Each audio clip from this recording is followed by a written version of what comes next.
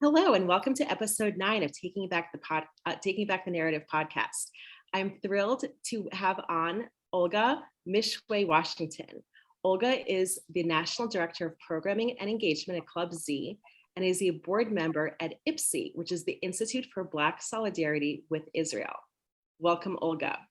So the title of today's episode is Israel and Africa, both a complex and promising relationship. So I always like to introduce the audience into how I even know the featured guest speakers. So Olga, I have a little bit of a background with your husband professionally. I've been following Joshua for years, just as a Zionism admirer. And this must have been, I don't know, at this point, 9-10 years ago. And we, as a Zionist community who follows him, were always wondering, what kind of woman is he going to marry, right? A great Zionist, special man, mystery of who he's going to end up with. And I could not have been more thrilled when I found out on social media that you were going to be his bride. You have not disappointed. You've exceeded any expectation we would have had of who he would have brought into the Washington family. So I just wanted to thank you for all the work you do on behalf of Israel, elevating all the information for the Jewish community, tying together the Christian community to the Jewish community, building those very important ties. So thank you. And I was just so thrilled to have you on this podcast. So I do want to get into a little bit of a background. Could you tell the audience and myself, I'm learning many of the information along with our audience today, how you grew up and what was your viewpoint on Israel and Jews? Well, first of all, Laureen, thank you so much for having me. And it's always interesting for me to hear stories about if people were following, whether it was my husband or my father-in-law, and maybe even me, although I wasn't that active on social media. And then when we came together, it's always interesting to hear people's observations of it. I truly was blessed with a great husband, and the opportunity to have married from a very Zionist family into another Zionist family has been nothing but a blessing.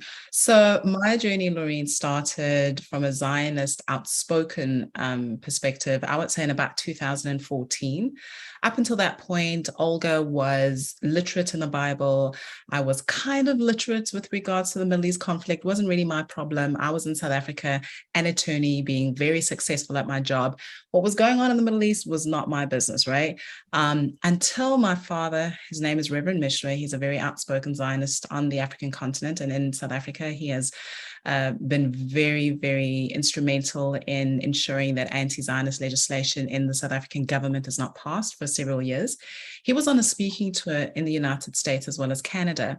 And I recall him coming home in 2013, very angry, very on fire as to there was this BDS organization, which we were familiar with, but he saw its consequences on university campuses across the United States. And he was like, there has to be a response to this that is Black, and specifically Black South Africans, because if you're going to tag yourself and make a very core component of who you are in your messaging, the fact that Israel is an apartheid state, well, we need to define what apartheid was and who it impacted. And as Black South Africans, we hold moral authority as well as legitimacy on that because it impacted us. And so him coming home and saying we had to respond, initially I was very dismissive about it, because as a Christian, my responsibility ended and started with just praying for the Jewish people in the state of Israel. But once he then got me involved in the organization that he created in South Africa, Daisy International, that's when my eyes started to open and I became a more vocal as well as visible Zionist. And so growing up, you said, you grew up with a Reverend Father. So did you have a positive relationship all throughout your childhood with Jews and with Israel, or is that something that also came to grow later on in your years? I had a positive relationship, I would say, theoretically with the state of Israel, or at least the land of Israel, because as a Bible-believing Christian, I could look to scripture about the fact that Israel, the Jews rather, were God's chosen people, and Israel was the land that represented where my Bible came from. So it was on the Sea of Galilee that Jesus was on a boat, and it was in Jerusalem where all of these various things happened. And then we also read of King David. He was a Jew, and Abraham, who was a father of the Jewish people, but the actual Jewish person was a foreign concept to me until I would say about 2012, when there was a protest rally in South Africa. We can talk about that later, but there was a protest rally, and I remember a young man who on the streets walked up to me as we were protesting and introduced himself. His name is Daniel, and he was my first Jewish friend. So understanding exactly who the Jewish people were, not only in South Africa, but also Israel, and then the connection with the land of the Bible, as well as the people of the Bible, who are now their descendants are now living on the land. That's then when that converged. So I also don't think that my upbringing is very different to many Christians. So we have an understanding from a Bible perspective, but how those two come together, the reality of the Jewish people today and in the state of Israel, on the land of Israel, is something that is not that prominent in people's understanding. Let me say Christians' understanding today. And that's one of the reasons I was thrilled to have you on today, because I think there is a lot of disconnect, especially in the Jewish community here in America, of what Christian Zionism is. And we'll get to that a little bit later in the conversation, just because I think it's very important to address. Absolutely. So first of all, I want to say thank you so much for your father's efforts for even addressing BDS, fighting back against it. And to step back a little bit, could you describe the state of the South African Jewish community? Just because a lot of Jews here in America and the non-Jews who are listening to us as well, we're not really familiar with the Jews of South Africa. So who are they? Are they religious, not religious? Are they Zionist? If you can explain a little bit more. One of the things that I've learned now living in America, I would say for the past 5 years, is that the American lens is very specific, and it is very different when you look at not only who the Jewish people are on different continents, but various aspects. And so starting from that premise, let me begin by saying that the majority of the Jews living in South Africa are from European descent, primarily Lithuania, and they came just as Jews were being dispersed before and during World War I predominantly. The Jews of South Africa have contributed very greatly to South Africa's current status in terms of our economy. They have been very prevalent as well as very active in areas of education, of health, everywhere pretty much in terms of financial systems. Just they've been there. They've been phenomenal.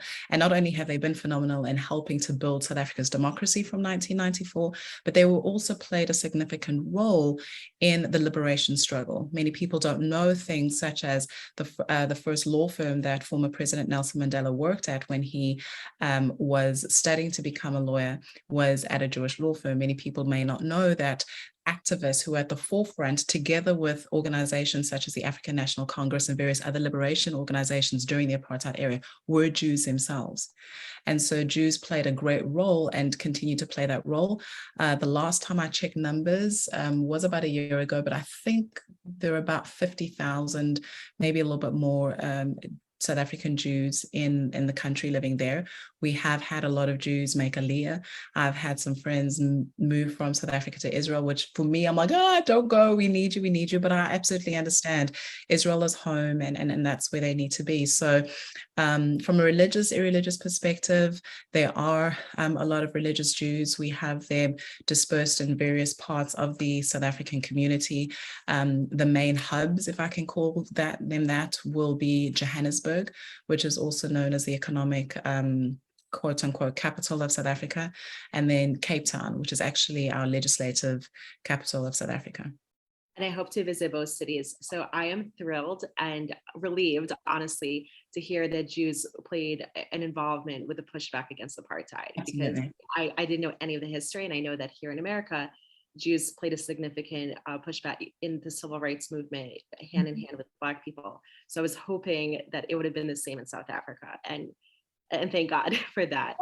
So can you explain, so let's pivot a little bit now. We read a lot about the South African-Israel rift. what were the roots of that diplomatic collapse several decades ago? And also, and where does it stand today in terms of diplomatic relations?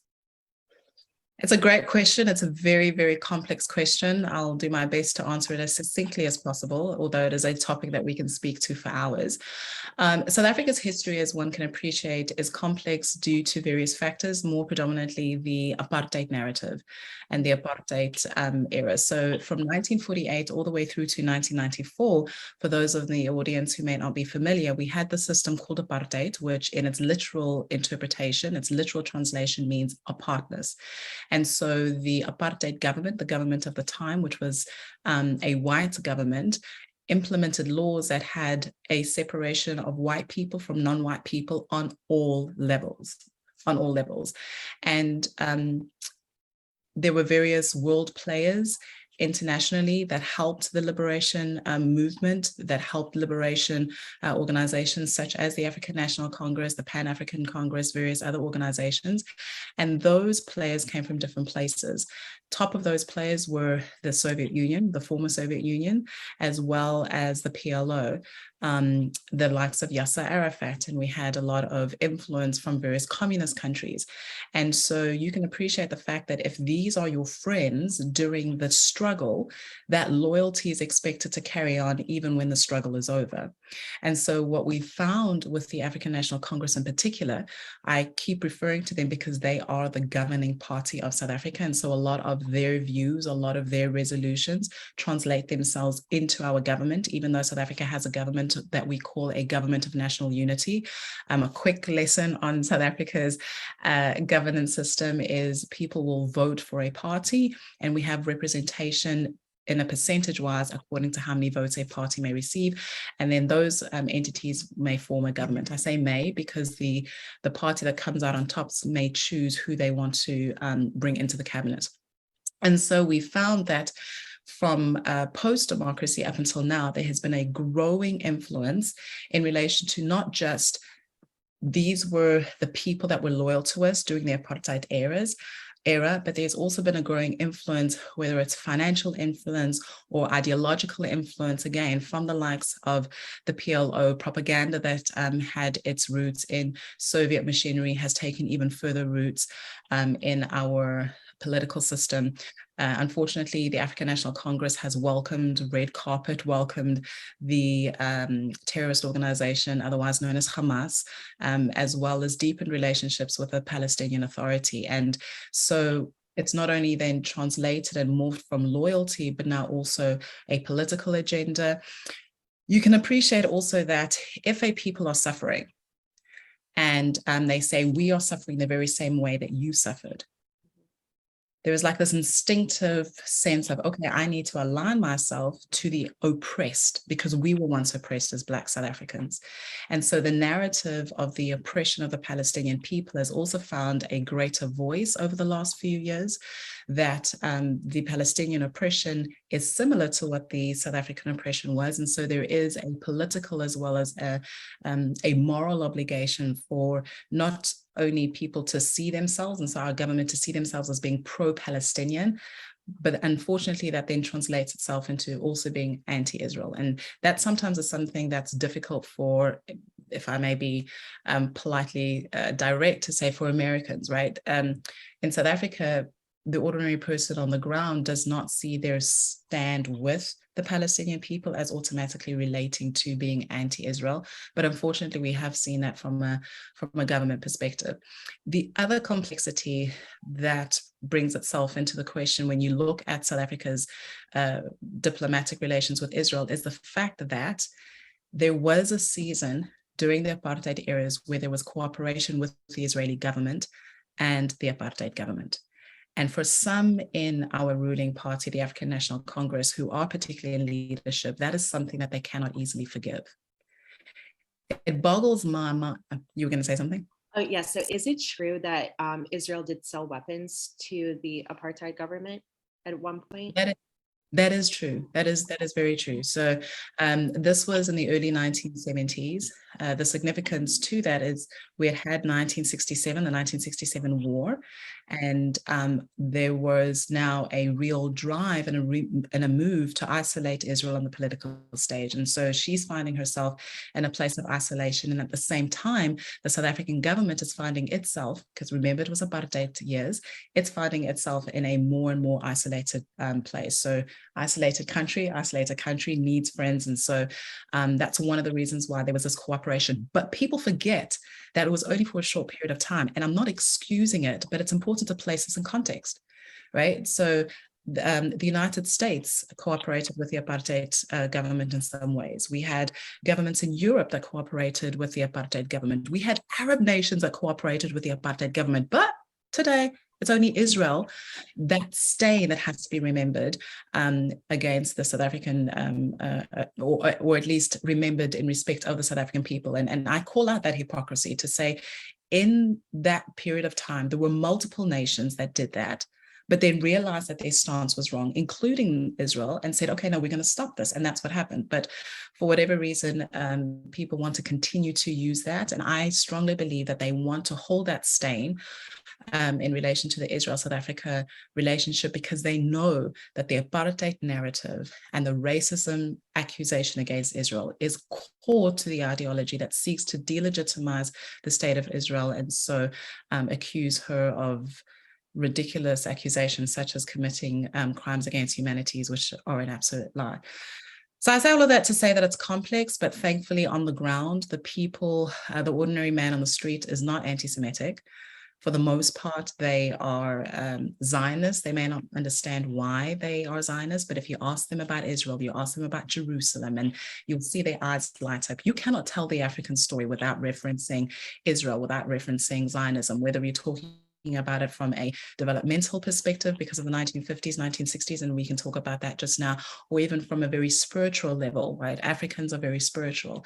They believe the Bible for the most part. And so the ordinary person on the street is not anti-Semitic, and that is what continues to give me hope.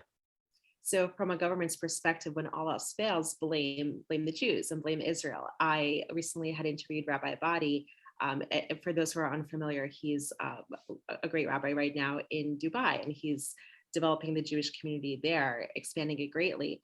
And so he had grown up in Lebanon, and he said the same thing. He said, when Lebanon would have problems internally, they would just blame Jews. They would blame Israel. It's used as that tactical weapon. Something else to add, you had said the great influence of the Soviet Union, and then that confluenced with the PLO involvement. So from my research, that all stemmed from Operation SIG, right? 1967, Israel had dared to win back against 6 invading armies that were Soviet-backed. And so they invented the Palestinian people. They invented that false ethnicity. And they had sent out something like 4,000 agents throughout the world, including into South Africa, to help propagate that anti-Semitic lie.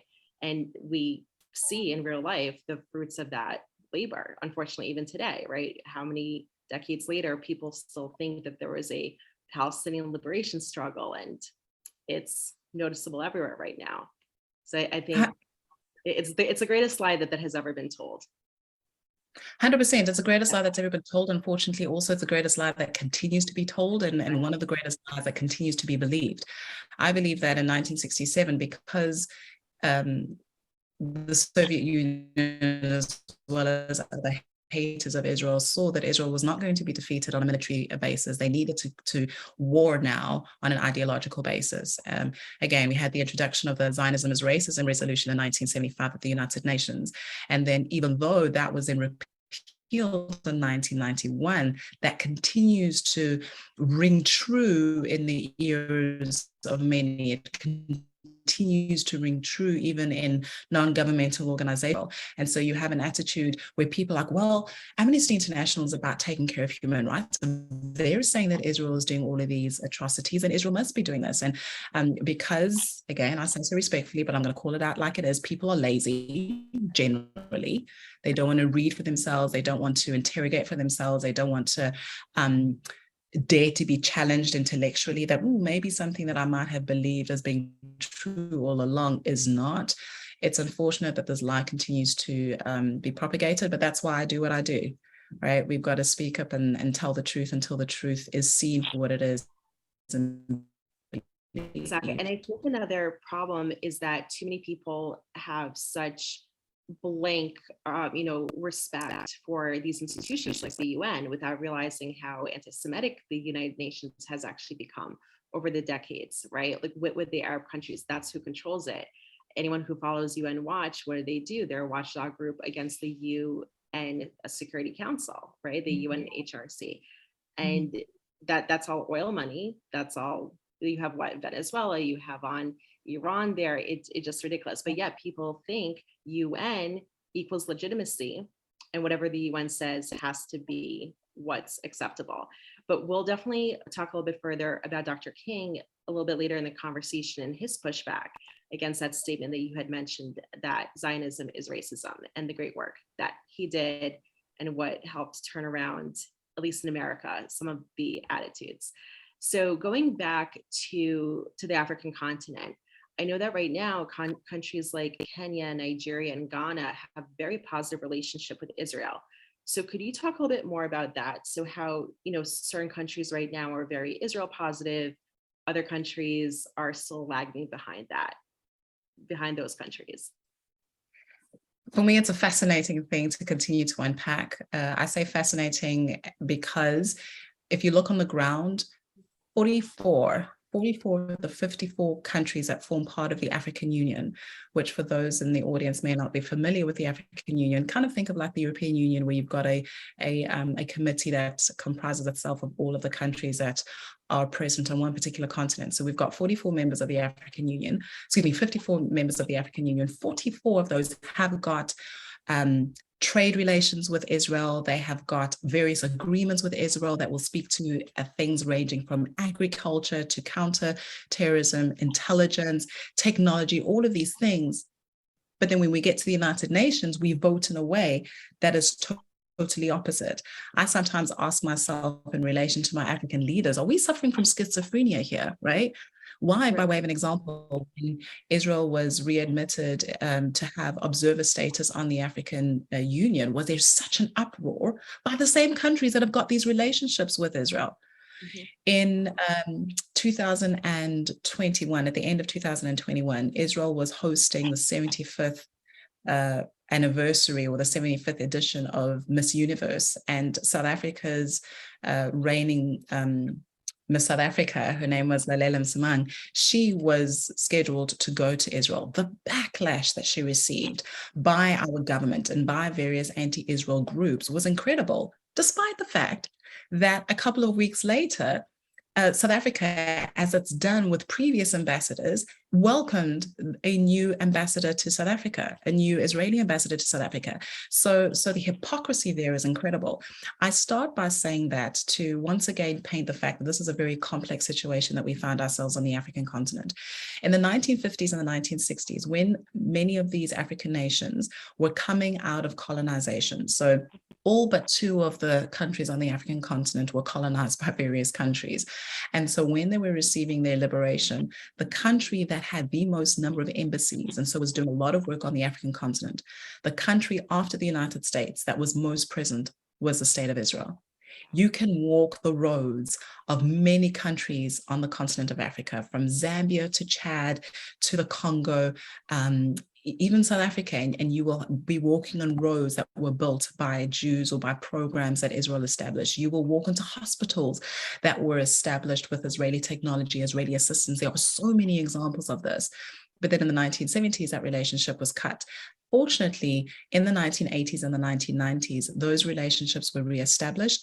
And you mentioned a country such as Kenya, which has got very good relations now with the state of Israel. It's not the only one, it's one of many. We've got countries such as Zimbabwe that have articulated their intention to move their embassies from Tel Aviv to Jerusalem in 2000 and I think 2017, 2018, when the United States moved its embassy from Tel Aviv to Jerusalem. The continent that had the most representatives at that ceremony was a continent of Africa. 30% of the countries that were present came from the African continent. And so we've got these wonderful relationships. Israel, for example, has been partnering with Kenya to develop cybersecurity efforts to combat their also counterterrorism things that are going on. We've got great infrastructure in relation to manufacturing as well as healthcare and housing.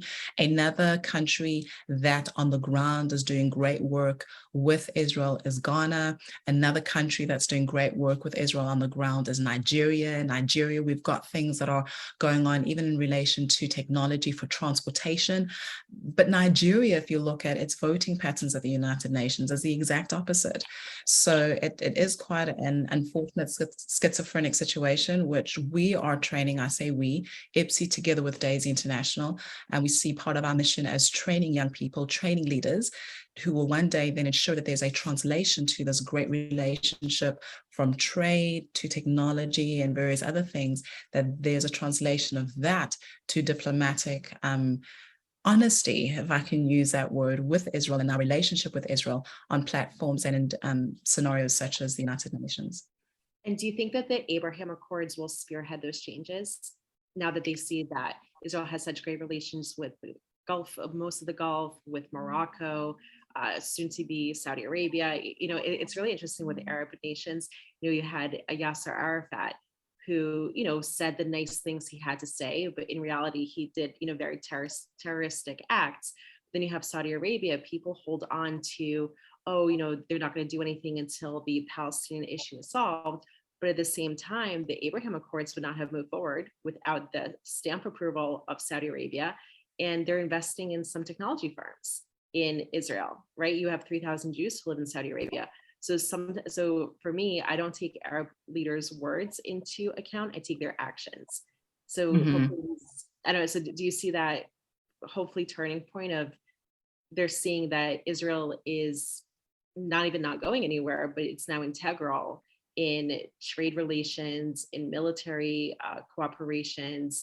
Israel now is part and parcel of the GCC on many fronts. I definitely do. And I think that the Abraham Accords, if you look at the leaders' attitudes, and I've watched a lot of the speeches that many of these Arab nations have made when signing on or speaking to the Abraham Accords, it's about doing what is best for their people. So it's like, okay, forget about, we understand that there is a conflict with the Palestinian people in Israel, but we need to do what's best for our people now. And so I'm hoping that as our African leaders see these Arab nations in the Middle East saying, all right, we are going to enter into relationships with countries that will benefit our people, and one of those main parties has to be Israel, that we're going to do the same. Something that's interesting to note as well, both in terms of the Abraham Accords, as well as when we talk about Arab nations, many people only think about Arab nations in the Middle East. But there are Arab nations in Africa, particularly North Africa, that not only have formed part of the Arab League against Israel, but even in relation to the Abraham Accords, if you look at what's happened in the attitude in Sudan regarding Israel, that for me has been amazing, that the transformation that's taking place there. Let's do a quick history lesson. So 1975 in Sudan, in Khartoum, we had the conference, also known as the Three No's, because at that conference, the Arab League in 1975 said, we're not going to recognize Israel. We're not going to have any negotiations with Israel, and we don't want any peace in relation to Israel. But now a country like Sudan is going, okay, no, actually, we're going to forget about those no's and going to seek trade relations as well as diplomatic relations with Israel. Morocco is also a party that has been involved with the Abraham Accords. So we're also seeing on the African continent a turnaround on the ground, which now needs to translate to a turnaround in the attitude and the treatment of Israel at the United Nations, as well as various other platforms. So for me, it's exciting. Not to elevate it too much, but I do think that it was an important stance that happened when America took the stand of moving the embassy from Tel Aviv to Jerusalem, recognizing the fact that Jerusalem is the eternal, undivided capital of Israel. Full stop. End of story. That gave courage also to many countries across the world, whether you were looking from South America, Guatemala, to various countries on the African continent. So hopefully more leaders are going to be like, you know what, we want to do what's right, and we want to do what's right for our people. And it doesn't matter if that involves Israel and the backlash that might come from that. We're going to display the courage that we need and just do the right thing. So, and hopefully a lot of exciting stuff there. Yes, and hopefully some of the Abraham Accord countries will move their embassies from Tel Aviv to Jerusalem. So I understand baby step, but I also think it's on, and we're having a very, very forthright, honest conversation here. And I think it's also on Israel to demand in their negotiations that if one's going to have an embassy in our country, it has to be in our capital. Tel Aviv is not the capital. And how many people in the world erroneously think, if you ask the average person all over the world, what's the capital of Israel? And I hear it myself, Tel Aviv. Why? Because so many countries have their embassies there. So I think that needs to be more on Israeli strength to demand that. So now to talk about two more complex countries. One is Ethiopia, and I say complex because of the Ethiopian Jewry situation, right? Israel went in and rescued Jews from Ethiopia. I'm sure Ethiopia was not thrilled about that. Ethiopia had a near loss of its Jewish population. So how did that, and does that shape relations with Israel? It's an interesting question, another complex question also to the point that you introduced the topic. So in the 1980s and 1970s, even the 1990s, you saw approximately almost like 30,000 Ethiopian Jews make their way, whether it was by themselves or various incredible operations by the Israeli government that have actually taken Israeli Jews to Israel. And what we've seen, though, with Ethiopia, also another interesting point around Ethiopia is that Ethiopia is one of the two countries that was never colonized. Is that my observation of it is that it hasn't really shifted the needle dramatically, even in relation to its relationship with Israel. There are trade relations that are happening with Ethiopia as well as Israel. Is there tension from a diplomatic perspective? Yes. But, and this is also a statement that's true for many countries on the African continent, Ethiopia's got its own internal struggles. Many people don't know about the genocides that are taking place on the African continent, but also within Ethiopia. And so Ethiopia is struggling with its own internal challenges in relation to poverty and food security, and then also in relation to the genocides. And so Israel is an important factor, but it's got almost like bigger problems that it has to sort out in relation to its people. So my observation is that it hasn't dramatically shifted the needle in relation to Ethiopian relations with Israel. Now, if we're going to be talking about the Ethiopian Jewry living in Israel and their relationship with the Israeli government and their integration with Israeli society, that's a different topic altogether. An interesting point before wrapping up this particular question about Ethiopia, and for those who are Bible students as well as African students as well as students of Jewish history will know that the Queen of Sheba, Queen Makeda, she was a person who led the first diplomatic trip or diplomatic endeavor to the state of Israel, or at that point in time was the Kingdom of Israel underneath King Solomon. And so that's a wonderful connection as well that we see that not only goes back pre-1948, but it goes back 3,000 years ago of Ethiopia's connection to the state of Israel, but also Africa's connection to the state of Israel and the Jewish people. And absolutely. And so for Ethiopia, I'm not sure exactly how to phrase this question. So I'm a first generation American. My parents came from the former Soviet Union. And so there was this dichotomy, right, of the communist regime. On one hand, they were massively anti-Semitic, but then they also did not want to let their Jews go, right? Like it was a crime to make Aliyah, to attempt to make Aliyah. They wanted to trap Jews inside for many decades. So Ethiopia, did they let the Jews go readily and were relieved ultimately, or do they now see that massive, absence of that population? That's a good question. And it's a question that I'm very happy as well as honest to say I don't know the answer to.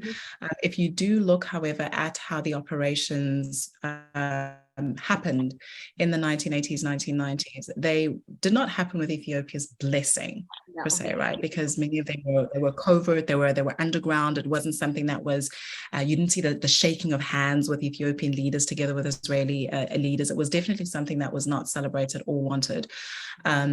But with regards to how, like I say, that's moved the needle, I personally don't know for sure whether now the Ethiopian government is like, phew, we've lost all these people, quote unquote, and so now we can do our own things. I just think that Ethiopia continues to struggle with internal matters in relation to its people, that it desperately needs help. And I think it's interesting because now we hear and see a lot of Arab nations, right? Decades later, after expelling Jews, a lot of them now are saying, oh, we realized how many contributions Jews had made to our society, and we feel their absence. So perhaps in a few more decades, Ethiopia will, realize the impact of that. And I know that there was a lot of anti-Semitism towards the Jews in that country. I read so much, and for anyone who's interested, and correct me, Olga, if it's a different name or maybe there's a better movie out there, but the Red Sea Resort, absolutely incredible. And it showcases the clandestine efforts to get the Jews out and what Israel ultimately did to, turn around against the Ethiopian government to get them out. It's incredible. It's something out of a James Bond movie, what they had to do. And so another country that I really wanted to talk about that gets some attention. Could I say something just about the Red Sea Resort movie that you mentioned? Yes. So another great resource for people to read is a book called Baruch's Odyssey. I wish I had my bookshelf behind me, but that tells a story of a gentleman called Baruch, and he was actually an Ethiopian leader that played a very prominent role in moving these Ethiopian Jews to their homeland of Israel. So oftentimes we might see one side of the story, but that provides a very, very interesting perspective from the Ethiopian side and the Ethiopian leadership and what they had to do in order to see that move forward. I call it a miracle, many of these operations in relation to the movement of the Ethiopian Jews. To your point about the loss of Jews, not only in Ethiopia, but in various other countries across the continent of Africa, one of the things that has been a pattern for me in terms of my knowledge, less so in Ethiopia, I haven't studied Ethiopian much, but in other African countries, is from the 1950s and the 1960s, when we saw the end of the diplomatic ties and the expulsion of Jews from these African countries. Not only did we see a loss of intellectual capital as well as the ability to contribute to various infrastructure projects and other things, but we saw the persecution of other groups, including Christians. So first was the persecution and the expulsion of the Jews, and then we saw the persecution, not expulsion per se, but the real persecution of Christians, and we saw a decline in the value of life and the decline in the value of human rights. Now, am I saying that the Jews were the standard for these nations? To a degree, yes. Because as history has shown many a times, that the way that a society treats its Jewish people, soon that particular society starts to turn on its own, unfortunately. So that's definitely an interesting trend that you can see that took place after the expulsion of the Jews generally on the African continent, after those countries cut their ties with Israel. Or maybe more so that Jews are the canary in the mine, right? So like once something happens to Jews, then it happens to Christians, and we see the Christian persecution everywhere right now. Unfortunately, it doesn't get a lot of attention. So to go back a little bit, you mentioned a gentleman named Baruch. Is he related by any chance to Naphtali Aklum? There is a relationship there. My husband knows the answer to that better. I do know that they're family. I also know that, Olga, you've gone blank. His daughter, we've got a relation, Yafa. We've got a great relationship with Yafa Tegenian, and she also tells the story of her father.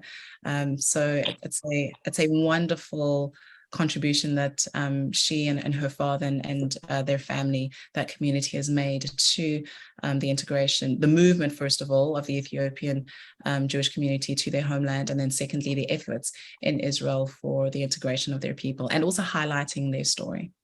And the story is just incredible. For anyone who wants more information, please do your research. Just the absolute horrendous journey, and how Yeah. even getting into Israel, and like you mentioned, many individuals made that trek. Many lost their lives trying to even reach their homeland. It's incredible, and it Yeah. showcases the perseverance of the Jewish people across continents. So something that happened a little bit later on in the 1970s, I believe, was Entebbe. And I know that when Netanyahu's last years in office, he had made a very emotional visit to Uganda. What's the relationship status now with that country? And have they addressed that terrorism act? What happened? There was an apology that took place by Uganda after what happened. And for those that may not be familiar with the story of Entebbe, it was also emotional for Prime Minister Netanyahu at the time, and it was President Jomo Kenyatta. It was President Kenyatta who was. Am I confusing our countries? So I do know that Kenyatta is Kenya. My apologies, but it was Prime Minister Benjamin Netanyahu. He lost his brother in the raid of Entebbe, and so in him going back and just having that not only reunion from a diplomatic perspective, but seeing the crowds in the on the streets, lining the streets, and excited to welcome Israel after all these times, and then the apology that was forthcoming after that was very special and very significant as well. I know that was very emotional for the Jews that were tuning in, and especially for the state of Israel. But so hopefully, and it's interesting what you said, that overall, that on the ground, the African relationship, the African countries' relationships with Israel is very positive. So now the effort is just to move the needle, like you said, diplomatically and legislatively, most important of all. When Prime Minister Netanyahu did that tour, it was a tour of predominantly East Africa, and he several times said, that Israel's coming back to Africa, and Africa's coming back to Israel. And I love the fact that he used the word coming back, because that spoke to the fact that there was already this relationship.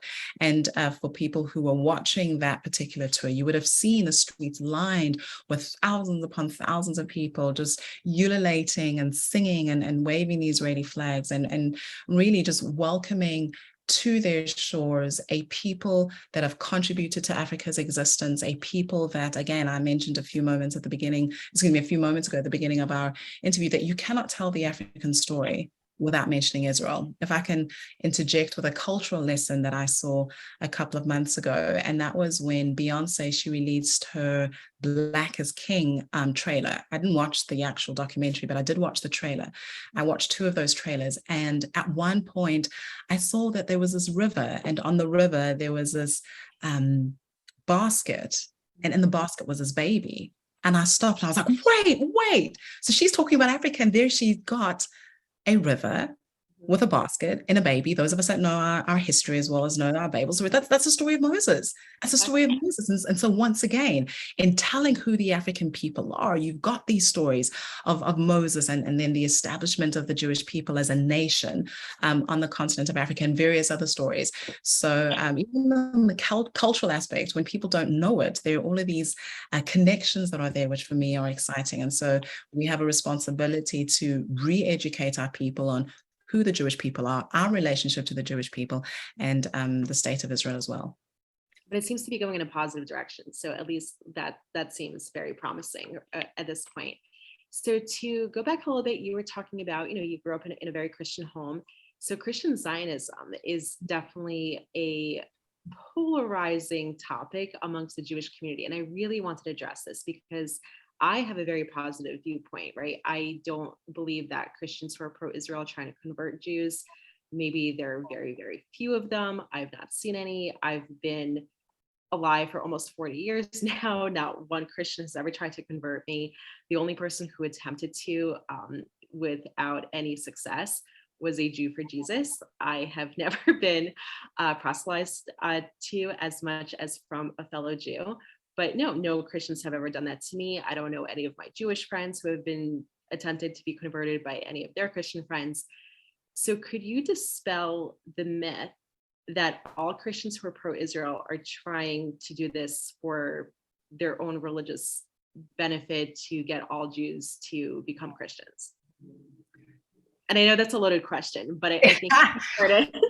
But I think it's important to address because that's what I do here, right? You know, like I promote Kufi, or is it Kufi? How do you pronounce it? I say Kufi. Some people say Kufi, Christians United for Israel. Exactly, Christians United for Israel. It's one of the best pro-Israel organizations we have.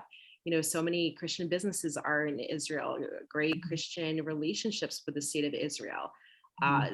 Zionism is one of the strongest amongst Christians, more than I would say 70% of, unfortunately, Jews in America. So this is something, a topic I'm so fired up, and I would love to address it with someone who is religious, someone who does come from a Christian background, and someone who is, you know, very proudly a Zionist. I do need to thank you, Laureen, for giving us as Christians the opportunity to address this, because it is something that, in my opinion, weakens the very real and the very strong relationship between Christians and Israel. In history, some of the strongest supporters of Israel, of the Jewish people, have been Christians.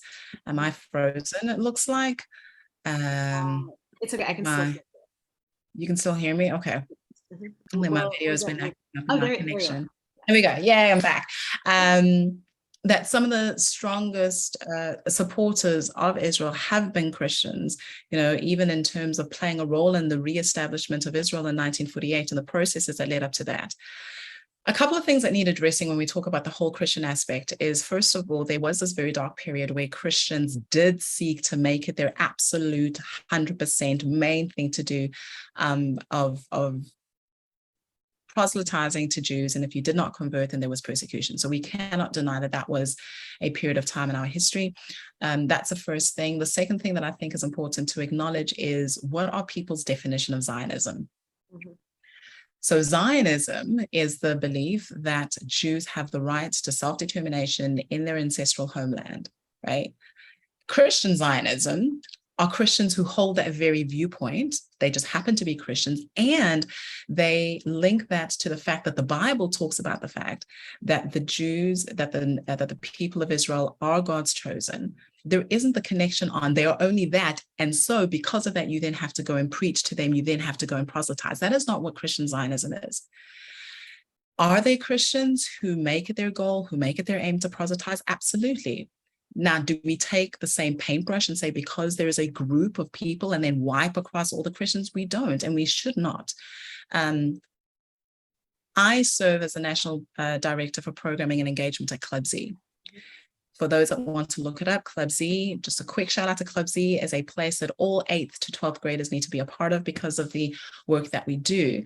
But I have now been in the organization for just over 2 years. And in the 2 years that I've been there, I've been very intimately involved with educating and engaging with young Jewish teens. I am an overachiever. I take my work very seriously. I set my goals and I want to achieve. My biggest failing with the community that I serve here in North Carolina with Club Z is that I have not proselytized to a single child. The families trust me. They trust my husband. Again, you can call any of them up. I say this very confidently, that none of them feel as if, oh my gosh, they spend all this time with Olga, they're going to come back and be telling us stories about, you know, Jesus this, and you're going to be going to hell. They know that I'm a Christian. I'm unashamed about that. But that is not what Christian Zionism is. And so Christians United for Israel, you raise them as an example. The last time that I checked their numbers, about 10 million Christians who believe the Bible and who believe the word of God when it says, I will bless those who bless you and curse those who curse you. And you read in the book of Isaiah where it's like, for Zion's sake, I will not be silent. And then read the book of Jeremiah where it says that the Jewish people will cease to be people unto God when creation ceases. So these are Christians who take the Bible seriously and say, this is my responsibility as a brother or as a sister, recognizing the importance of the Jewish people and recognizing that our faith would not be what it would be. It would not be what it is without the Jewish people. And so we have a responsibility to stand with them. So that is Christian Zionism, standing shoulder to shoulder in relation to supporting the state of Israel, defending her when others come against her. We're there to rally her, again, not to proselytize. So we're here for you. We're here for you. There are some of us that believe otherwise. And also some of us believe, let me address this point as well, that we do what we do because we want Messiah to come. There's a scripture that says in the New Testament, Jesus actually says that no one knows the day or the hour when Messiah is going to come. Do I want Messiah to come? I absolutely do. Is my work making it quicker, making him come? I don't know when he's going to come. Scripture clearly says that I don't know when he's going to come. I'm doing what I'm doing because there is a biblical understanding that Israel is the home of the Jewish people, that the Jews have a covenant, have a special covenant. And also, if I'm going to be talking about principles of truth and righteousness and justice, why should I be standing on those principles in relation to everybody else, but not the Jewish people? Exactly. And so I really want to thank you for addressing that major topic. And speaking of Messiah, right? Religious Jews, what do they talk about all the time? Moshiach now, Moshiach now. It's practically They the also same want him thing. to come. That's just a different reiteration of it. So why is one, idea correct and the other one is seen as, oh, they're being anti-Jewish because of their beliefs? So thank you for your work. Thank you for, again, really getting into the meat of what actual Christian Zionism really is. So on not other spectrum, but I guess a continuation of it, something I had in mind, and I think many Jews also who are pro-Israel here in America, why do you think that evangelists are more pro-Israel than a good portion of Jews in America? Like, to me, that's really sad to see, but I'm glad that they're there. So what do you think from your perspective? What's causing that? I think it's because to a large degree, evangelicals, there is a downward trend, unfortunately, but at the moment, to a large degree, evangelicals are still Bible-believing Christians. I say that very, very emphatically, Bible-believing. Lots of people are walking around with this label that I'm a Christian, I'm a Christian, I'm a Christian. But then when you ask them and interrogate, okay, what are your values? How do you live your life according to the Bible? Do you take the Bible as the blueprint by which you should be doing things? For the majority of them, they say no. But people who still see the Bible as the word of God and who believe it to be real, who believe this book not to be a fictional storybook, because of what scripture says about the Jewish people, because of the stories that we read, because there's an appreciation of who Abraham was, who Moses was, the story of Exodus as it relates to the Jewish people. They have an understanding and a connection with regards to Jerusalem and its placing with regards to the capital of Israel, the eternal undivided capital. And I can give so many more examples.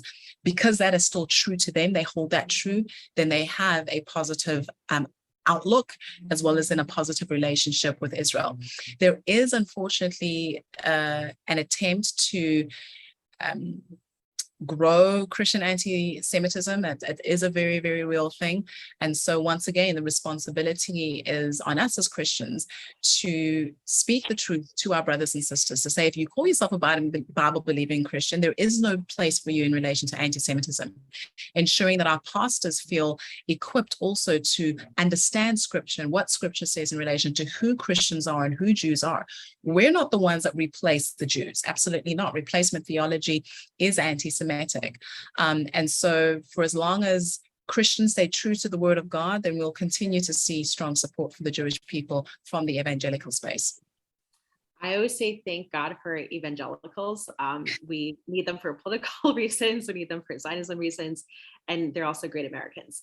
So from a Jewish perspective, so I'm not sure if you know this about me, I was actually anti-Israel for 20 years, despite the fact that I'm Jewish. And I can explain a little bit more to our audience, and maybe perhaps to you too, like if needing that further reason why so many American Jews are not just, I wouldn't say like anti-Israel, but that they don't care about Israel or they sign on to false narratives, because most Jews in America are secular, just like I am. I'm getting a little bit more religious, but I'm pretty secular. So growing up, I was secular. My parents came from, like I said, a former communist country. I didn't even know that I was Jewish until around 7, 8 years old. I begged my parents to send me to Hebrew school. They didn't like the rabbi. The rabbi was too liberal. Although I had my bat mitzvah, we rented a rabbi as if like renting shoes when I was 13. Did you say renting shoes? I mean, look at rabbi, you rent shoes. Yeah. And a rabbi was also like a rabbi / tour guide. He was riding in his cool white van. We had non-Jews with us. We actually had an old German couple. So an aside about that, when we went to Yad Vashem, the old German couple refused to get out. They did not want to see that. And my father turned around and called them Nazis and said, okay, how can you not, face your, and they definitely were in their 80s. But anyways, so from 13 to about 32, I did not see myself connected to Israel. Like, to me, Israel was a country over there. Yeah. It was a country that was for religious Jews. I was not religious, right? And I thought that I was racially white. I did not know better. So when people said, like, what's your background? I would say, oh, I'm Russian, I'm Polish, I'm Austrian. But pretty much I would say Russian because that's where my actual parents were born and they were raised. I had no idea that Judaism is an ethnicity. I had no clue. I had no idea that, like, there's Jewish genetics, right? Like, Jews have certain diseases. And I know my sister was just pregnant. They asked her at the, at the office visits, are you Jewish? Because if so, we need to test for certain things. I was in the hospital. I was in the ICU for 3 weeks. I had doctors of all backgrounds ask me, like, do you happen to be Jewish? We need to test you for certain things. So I had no idea, right? Like, I was running around thinking I was white, but at the same token, I had white friends. We were culturally very different, right? Like, what their parents valued was very different from what my parents valued, right? When I did go to Israel, like, I felt that connection there, but I wasn't sure why, right? Like, I didn't have that same connection when I went to visit Paris or London or Italy at all. So that's like the real reason. Like, a lot of these Jews, they think they have nothing to do with Israel because they don't understand that they're part of the Jewish people. Yeah. And because they think that, just like I did for so many years, that Judaism is just a religion. And if you're not religious, there we go. Yeah. So it's very interesting. So I find that Christians whom I talk to, including yourself, have a far more sense of historical perspective, a religious perspective, and an overall sense of self that I wish that more Jews would have. And it would make that dialogue a lot easier in my perspective. And I think it would make Zionism a lot easier, because I'm also a Zionism educator, and it's the Jews actually who give me the more trouble. Like, I have Christians who will message me like, oh, thank you so much. You taught me a lot. I always thought it was Israel and Palestine that were fighting each other. And now I know that's not the reason. I have Muslims who message me positively for the most part, but it's a lot of those American Jews are like, oh, well, that's not true. That's not what I read in the New York Times. That's my biggest challenge. So, and that's where Club Z comes in, right? Because you have to teach these kids when they're young before they get inundated by popular culture, by the media. And so on that, where do we see Zionism education moving forward? Like, I know, like, Club Z is focused so much on educating, and like I mentioned, that demographic.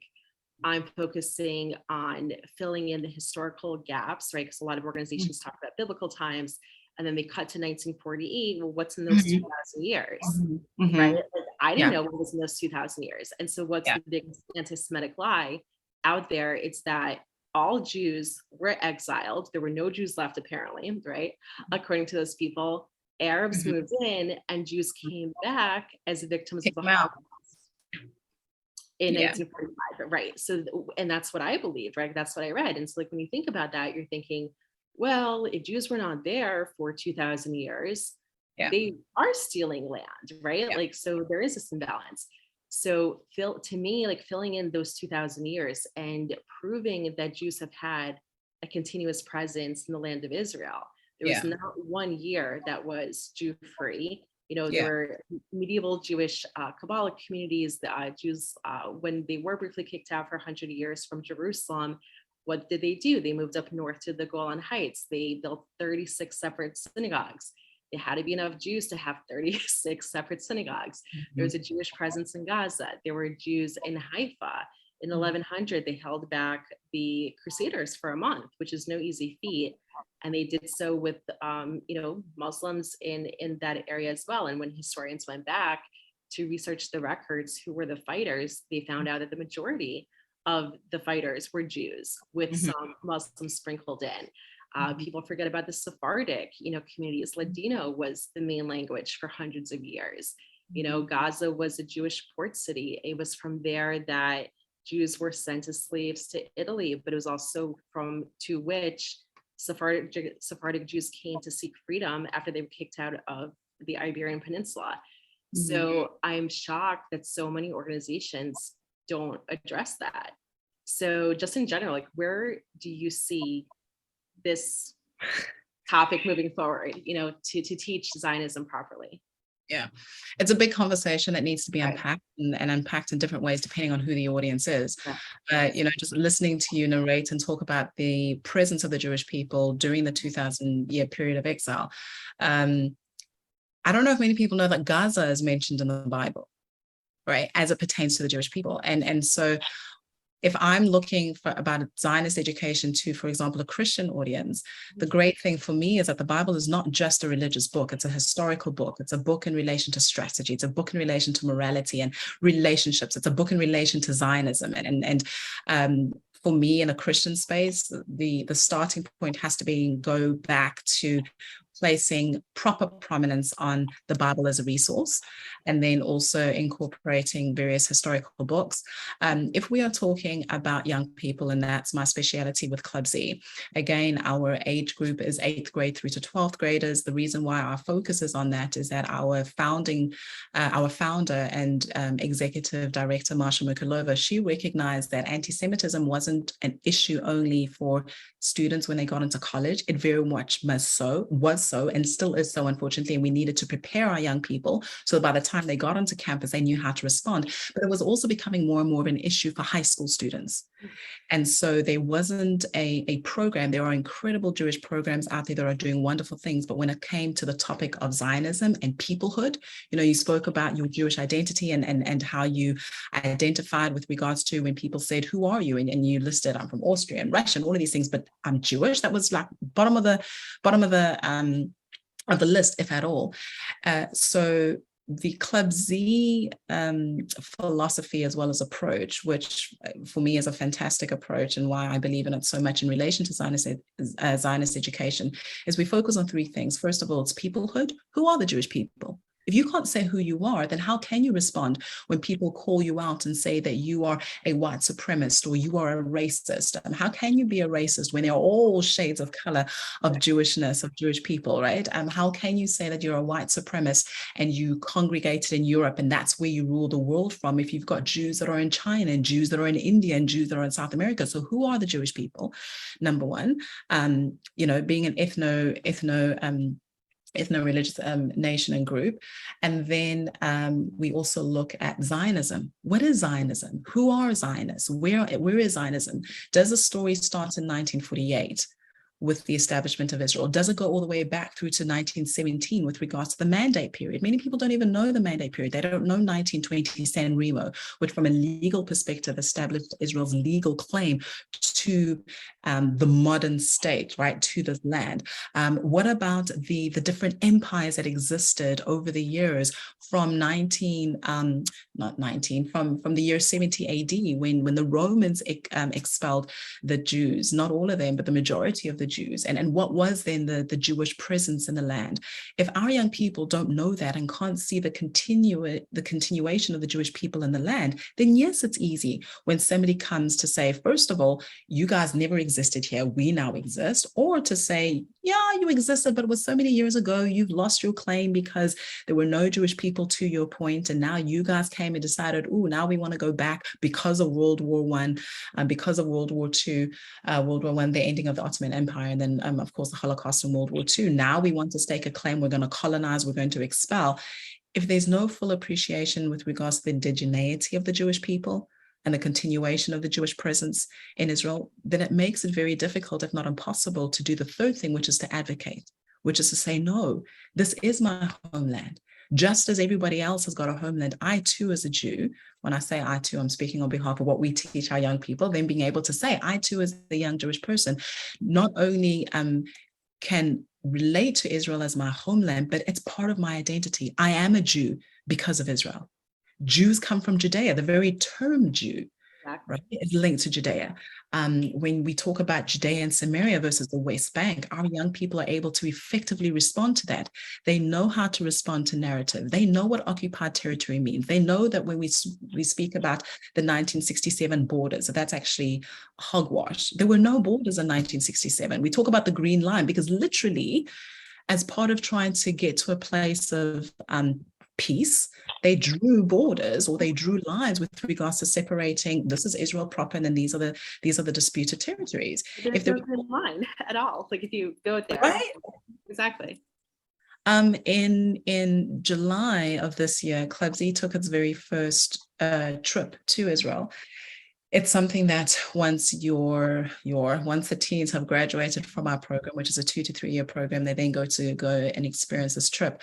I've been to Israel 5 times, and this is our 6th trip. And there were places that the majority of places I had never been to. The beauty of that trip for me was how the young people got to see these 3 pillars that are core to Club Z in action. Imagine going through the now called Muslim quarter of Jerusalem. Because now remember, people are saying that there's East Jerusalem and there's West Jerusalem, and Israel has got no right to a unified Jerusalem, right? That East Jerusalem belongs to the Palestinian people. Now imagine walking down the streets of East Jerusalem and you see buildings that have got Hebrew written on them that are dated back thousands of years ago. If there was no Jewish presence, then why is that building there that's got Jewish artifacts on there that is written in Hebrew? Our young people were able to touch the ground and to listen to stories of people that were in kibbutzes before 1948, in the early 1900s, as well as the 1800s. And so Zionist education, in my opinion, has to very much start to address identity. Unfortunately, identity politics is the name of the game at the moment. You have to have some sort of label, and according to that label, then you have to believe in various things. The label that our Jews now need to identify with is the fact that I'm Jewish, and that's okay. And in my being Jewish, I'm a Zionist, and that is okay. So what is the Jewish identity? What is the Zionist identity? And that should be the primary identity that you're gunning for. And what's beautiful about the Zionist identity is that it includes justice. It includes standing up for minority rights. It includes standing up for women's rights. I mean, the very story of Zionism made people that can go back home and reestablish themselves. They were exiled, they were mistreated, they were treated as second-class citizens, but here they are showcasing the fact that you don't have to be a victim all the time. The story of Zionism is rebuilding yourself. Yes, you were oppressed, but we're not going to be considering ourselves as oppressed for the rest of our lives. Again, that needs to come more and more in terms of Zionist education, that Jews aren't the oppressed. They were oppressed at a period of time, but now they continue to rise above. And that's something that gives inspiration to not just the Zionist people themselves, but to other nations across the world, other minorities across the world. Again, that's one of the reasons why I'm so passionate about what I do as it pertains to Africa. Africans were oppressed. Black people were oppressed. My people in South Africa, we were oppressed, but we don't have to stay oppressed for long. We can make a decision to say, this is ours. This is what we want to do. We appreciate our God-given talents, our God-given abilities, and we are going to rise above. So the very story of Zionism, even how it pertains to human rights in the Middle East, there is no place where human rights is more respected than it is in Israel. If people are honest, they will acknowledge the fact that there are reports after reports and polls after polls that showcase the fact that Palestinians are happier in Israel than they are in any other place, where their right to religion, their right to freedom, their right even to vote is respected in Israel. If you're an Israeli, you've been given the right to vote. We now have a president in the West Bank who's been sitting there. He's now on his 16th, 18th year of a 4-year term. Where is their right to vote? Yet we're not advocating for that, right? So Zionism being true to what it is, and I leave the intricate details of how it works itself out for a family meeting. What I mean by that, for me, I'm a Zionist, but I'm not a Jew, and I recognize that. I'm an ally, but I'm not a Jew. And so there are certain matters that need to be held as well as discussed by Jews themselves, and that's what I refer to as a family meeting. And that's what I try to address with my family at large as well. Right. And it's very complicated. We're a very fractured society, and it's really sad because Jews make up 2% of America's population, and it would be great to have a united front against all of the vitriol that's coming our way, but we're not united, especially on Israel. Stop making excuses for why you exist. Stop trying to acquiesce to everybody and saying that this is who you have to become. And again, I recognize the fact that it's been a very, very difficult period of time, but wanting to assimilate just for the fact that, you want to survive. Unfortunately, history has not shown that that's what happens. But I leave it again to family Right. matters. Exactly. And I think you bring up like such great things, especially with visits, right? So I remember, I'll share this story. I remember being afraid to visit Hebron, right? Like you heard Hebron, you read about Hebron, Take there.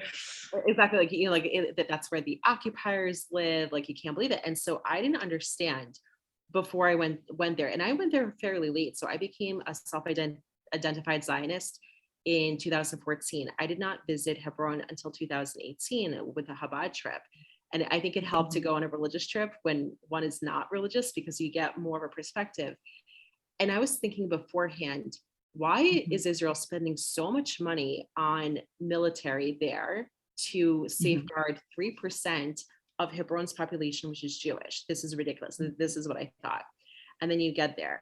And first of all, just the discrepancy is enormous. Like you have the Muslim side, which is much more well off, right? There are a lot of mansions there. You'll see like Mercedes, you'll see other luxury cars. And then you see the Jewish side of Hebron, if you've been there, right? Like there's bars on the apartment walls.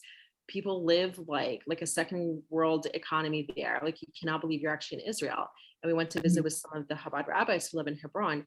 They're all concealed carrying. The wives are too. And even with the concealed carrying of their weapons, they're still getting stoned driving to an army base to help teach Hebrew to new immigrants, or just going to grocery stores to get some, Shabbat provisions. It's horrible. But then you see like the fortified military presence, but you get it, because if Israel were to let go of Hebron, then what's the point, right? Then what's the point of Israel? Like if you're going to just give away ancestral heartland communities, then, Tel Aviv is not historic, right? Tel Aviv was built when, in 1909, right? It's Jerusalem, it's Tiberias, it's Sfat, it's Hebron, it's the ancestral part. So I really think also, and this is what I try to focus on so much, is correct terminologies, right? So one of the main reasons that I was anti-Israel for nearly 2 decades, because I truly thought Palestinians were an ethnicity.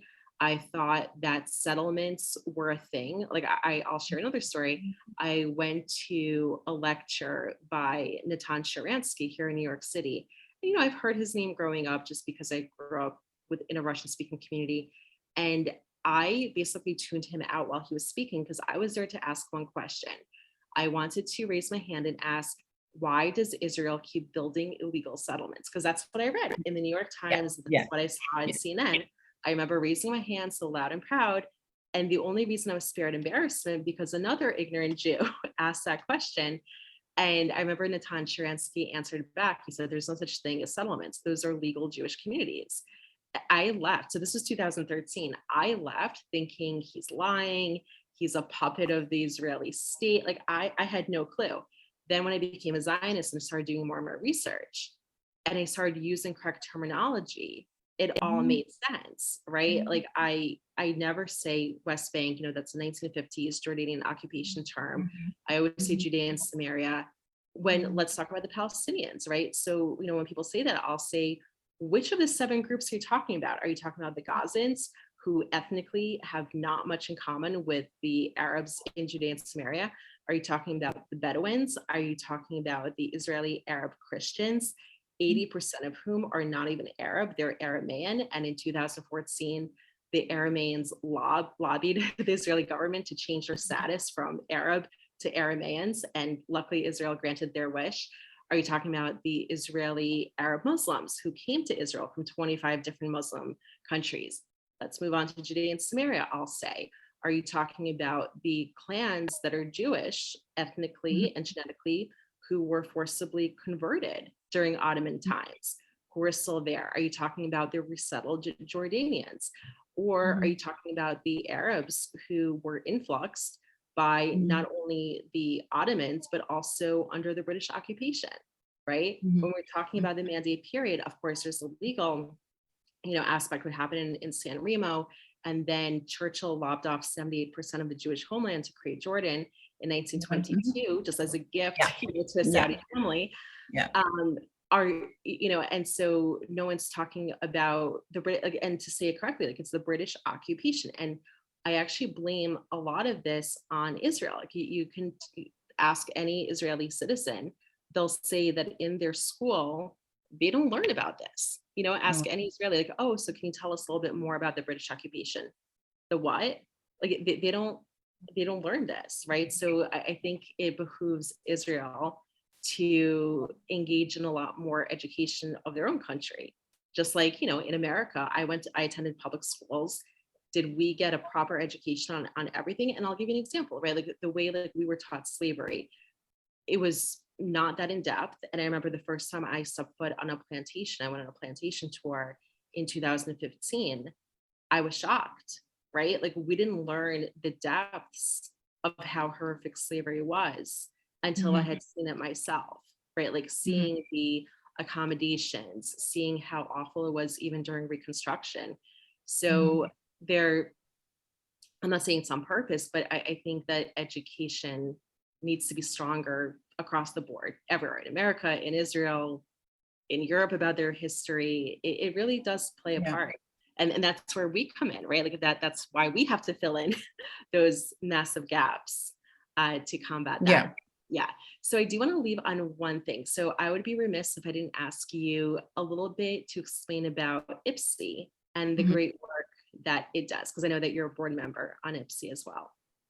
I am indeed. So IBSI stands for the Institute for Black Solidarity with Israel, and our mandate is education.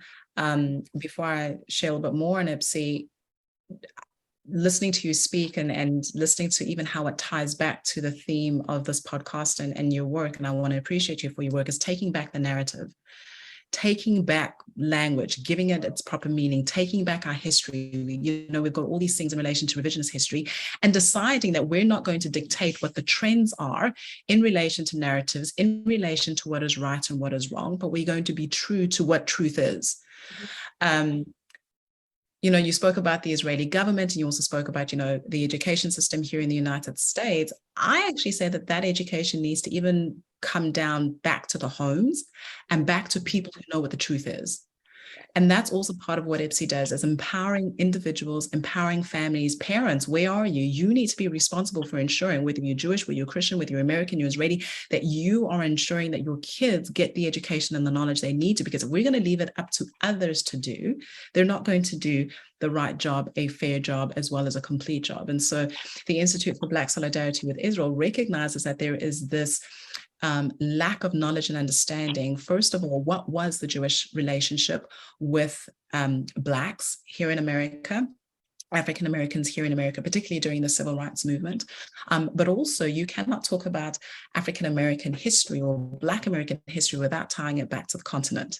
And that's the continent of Africa. So even in relation to Black Americans and African Americans, then what is the African relationship with history? The African relationship with Israel in terms of its history.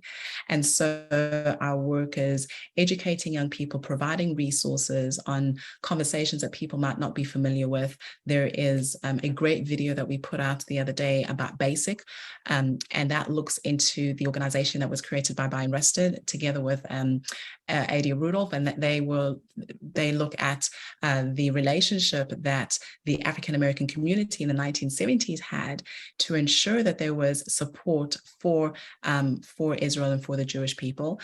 We have a program that was launched at the beginning of the year called Peace. It's a plan for education advocacy, and community development, and that is educating young Black Americans as well as Africans in relation to the history of Israel, the history in relation to the diaspora, the biblical connection to the state of Israel. We're also about advocacy, calling out. For any person that follows IBSI, you'll see our founder, Pastor Olga Washington. He's unapologetic and principled with regards to this is right, this is wrong, particularly when it comes to Israel. My husband, Joshua Washington, he serves as the executive director for IBSI, and we're going to be taking, as part of the Peace Plan or the Peace Initiative, approximately 20 people to South Africa for, in my opinion, a game changer of a tour. So oftentimes people will take tours to Israel to showcase the fact that Israel is not an apartheid state, and they'll showcase all the incredible work that Israel's doing. But how many people even know what apartheid is or was? Right? They don't. So we're going to be taking them down to South Africa. They'll get a sense of the South African history, the South African richness, to understand what was apartheid, who were the apartheid players, what was the Soviet role in all of that, and why it really is an evil to call Israel an apartheid state, and why this also is a disservice to African relations with Israel, as well as Black American relations with Israel, as well as with the Jewish community here. So it's a wonderful program. There's also a book that Pastor Washington has written called why am I going blank on these things? Zionism in the Black Church. There we go. It's called Zionism in the Black Church. And it's got 5-star reviews, by everybody that's read it. And I say it because it's important. If we want to talk about fully understanding Israel and her role with minority groups, as well as more specifically African related groups or African related countries, and that is a must-read book.